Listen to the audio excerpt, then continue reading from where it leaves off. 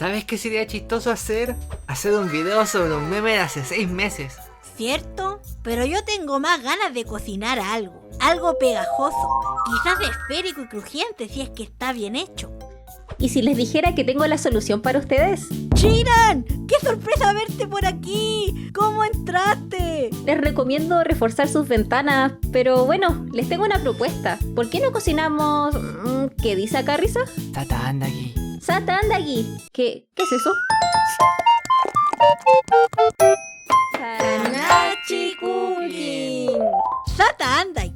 Bolas de azúcar fritas provenientes de Okinawa. Desde que era pequeña siempre quise sentir el sabor del Sata Andagi. Su forma redonda siempre me ha intrigado. Y todas las noches pienso en cómo debe ser su textura. Lo quieres hacer por el meme de los Osaka, ¿verdad?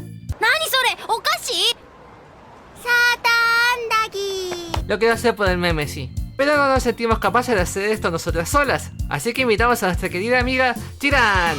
¿Sabían que ella es buena cocinando? Uy, no sé qué tan buena, pero hola chiquillas. Gracias por invitarme al Hanachi Channel de nuevo. ¿Saldrá bien? Y lo más importante, ¿cómo se hacen los Sata Andagi? Podrán verlo a continuación. ¡Vamos allá! Chiran y Risa fueron las cocineras. Y pues yo estuve grabando toda esta cuestión y dando apoyo moral. No subestimes tu trabajo. Si estoy en silencio sola con mis pensamientos más de 30 segundos, apareceré las noticias. Así que necesito tu yapping para mantener la conversación. ¿En las noticias? Los ingredientes que necesitamos son 2 huevos, 1 cucharada de aceite para la mezcla, aceite para freír, 1 taza de leche, media taza de azúcar rubia o morena, 1 taza de harina y polvos de hornear. También un mezquino, un bowl y una de estas cosas que no sé cómo se llama. Lo primero que hay que hacer es abrir los huevos y depositarlos en el bowl, revolverlos y después incorporar el azúcar y la cucharada de aceite. Así se sigue mezclando hasta conseguir una mezcla uniforme. Se ve probable. Sí.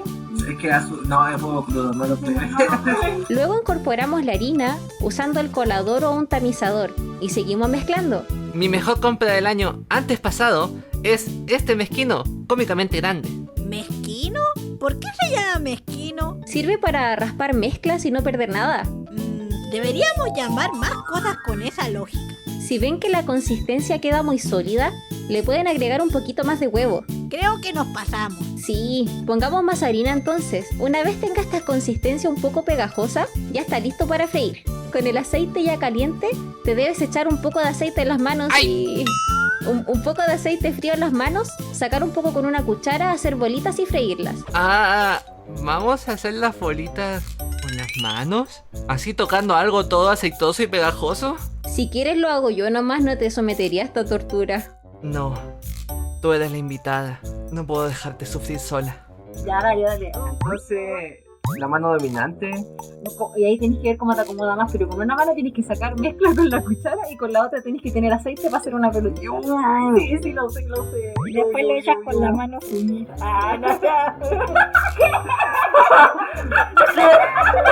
Mientras lo freíamos notamos algo muy curioso. Se dan vueltas solas. Como personas en las termas o una criatura creciendo. De una manera un poco turbia. Este no sonrió nada. No está sonriendo, está triste. Ay, no, ahí sonrió. Sí, está sonriendo. Así se veían todas las criaturas una vez cocidas. Nos dimos cuenta, eso sí, de que varias no tenían el centro cocido completamente, dándoles una textura manjarosa pero con gran potencial de causar salmonela. Aparentemente el aceite estaba demasiado caliente. ¿Quién diría que usar el quemador más grande al máximo tendría consecuencias? Los Sata Andagi del final sí quedaron bien, porque el aceite se enfrió un poco. A todo esto, ¿por qué se llama Sata Andagi? Está compuesto por las palabras Sata, que significa azúcar, y Andagi, que significa frito en aceite, en idioma okinawense.